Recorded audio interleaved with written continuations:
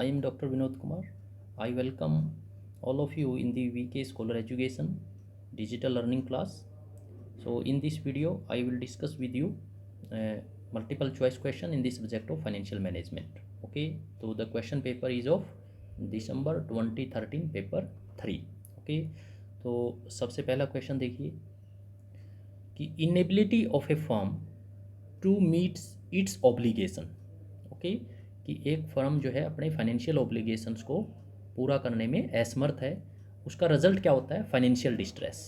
Okay, financial burden which में lead to the bankruptcy. और finally जो है उस डिस्ट्रेस की वजह से कंपनी बैंकरप्ट हो जाती है. तो उसका क्या परिणाम होता है? Distress cell of assets at lower price, मतलब मार्केट प्राइस या बुक वैल्यू से कम कीमत पर फर्म की फिक्स्ड एसेट्स को बेचना. Legal and administrative cost for bankruptcy, dilution of stakeholders commitment to the firm, stretching of payments to the suppliers and creditors. Okay, तो ये इसका रिजल्ट तो ये चारों ही हैं, बट हमारा क्वेश्चन क्या है कि इन चार में से कौन सा डायरेक्ट कॉस्ट है? फाइनेंशियल डिस्ट्रेस का डायरेक्ट कॉस्ट क्या है? ओके, तो first and second, sale of assets at the lower price और legal and administrative cost of for bankruptcy, ये डायरेक्ट कॉस्ट ऑफ बैंकरप्सी होता है. ओके, आप प्रश्न चंद्रा या खान एंड जैन का जो है आप बुक रेफ़र कीजिए फाइनेंशियल मैनेजमेंट में. तो खान एंड जैन ने डायरेक्ट कॉस्ट को, डायरेक्ट बैंकरप्सी कॉस्ट और इनडायरेक्ट बैंकरप्सी कॉस्ट को बहुत अच्छे तरीके से कवर किया है अपनी बुक में. ओके, तो इसलिए बैंकरप्सी कॉस्ट क्या होता है? Direct as well as indirect. तो डायरेक्ट बैंकरप्सी कॉस्ट में दो कॉस्ट इंक्लूड हम करते हैं यहाँ पर. लीगल एंड एडमिनिस्ट्रेटिव कॉस्ट, किससे संबंधित है वो? Bankruptcy proceedings of the firm. और दूसरा, cost of selling assets at a price lower than their book value और market value. Okay, so these both first and second are direct cost of a bankruptcy. Okay, second question is mutually exclusive projects can be more accurately ranked as per. Okay, so suppose there are three projects A, B and C. These three projects are mutually exclusive projects, मतलब ये सारे competitive project होते हैं. And decision criteria हम क्या रहता है? Only best one is selected, only best one is chosen और सिलेक्टेड फॉर इन्वेस्टमेंट. ओके, तो जिसका एनपीवी हाईएस्ट होगा, हाईएस्ट एनपीवी मान लीजिए प्रोजेक्ट ए का है, तो रैंक 1 इसको दिया जाएगा. हाई, फिर सेकंड मान लीजिए सी का है तो रैंक 2 सी को एंड रैंक 3 बी को. ओके, तो net present value method is used in case of mutually exclusive projects.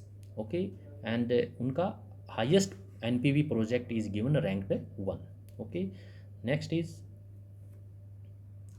Which one of the following does not constitutes a stand alone risk analysis. Okay, तो stand alone risk analysis का कौन सा method नहीं है? Okay, तो हमने एक table create किया हुआ है, तो इसमें रिस्क एनालिसिस की टेक्निक को डिफाइन किया गया है. एक तो है analysis of stand alone risk, दूसरा है analysis of contextual risk. Okay, तो stand alone risk means firm specific risk आप इसको बोल सकते हैं. तो इसमें 6 टेक्निक को कवर किया गया है. एक तो sensitivity analysis, scenario analysis, break even analysis, Hillier model, simulation analysis and decision tree analysis. Okay, तो on total there are 6 methods used for analysis of stand alone risk. Contextual risk दो तरह का होता है, corporate risk analysis and market risk analysis. Okay, तो corporate risk analysis is not a method of stand alone risk analysis. Okay, तो इस questions को आप अच्छे तरीके से प्रिपेयर कर लीजिए. ओके, तो फोर्थ कमिंग एग्जाम्स में ये जो है 8th मेथड में से क्वेश्चन आ सकता है. ओके, नेक्स्ट है financial leverage in a firm is positively affected by.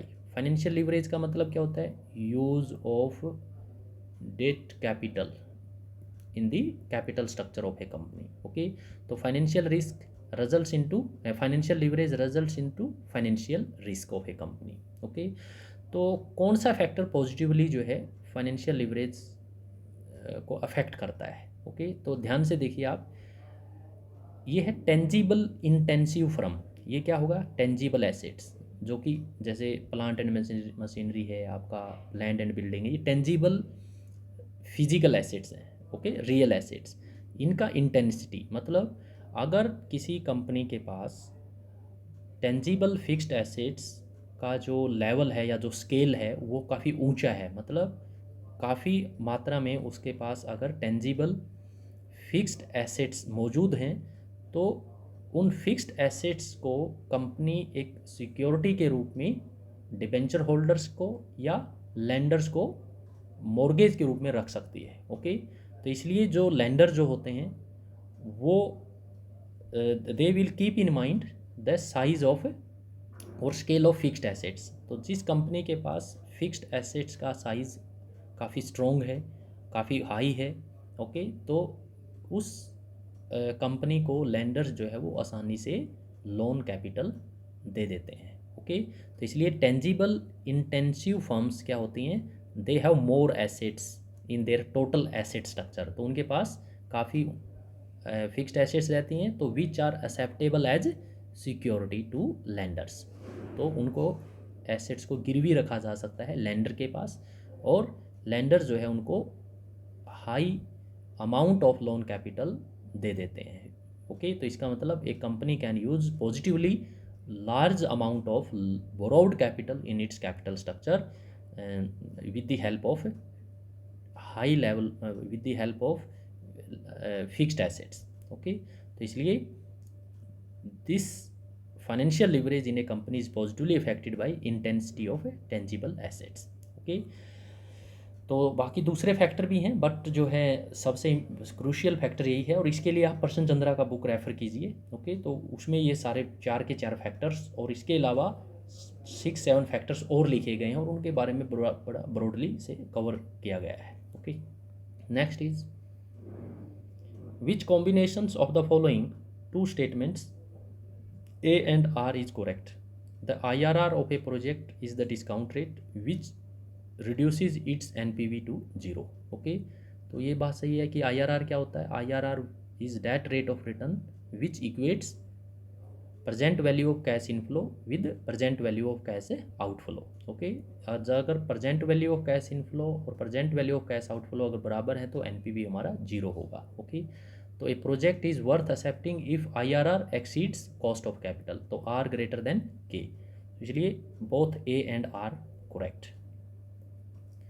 Next is which combination of the following two statements is correct. Okay, a company should pay minimum dividends to its share holders, dividends are heavily taxed than capital gains. Okay, तो both statement A and reason are correct, क्योंकि dividend के ऊपर जो tax rate होता है वो capital gain की tax rate से ऊंचा होता है, तो इसलिए दोनों स्टेटमेंट्स करेक्ट हैं।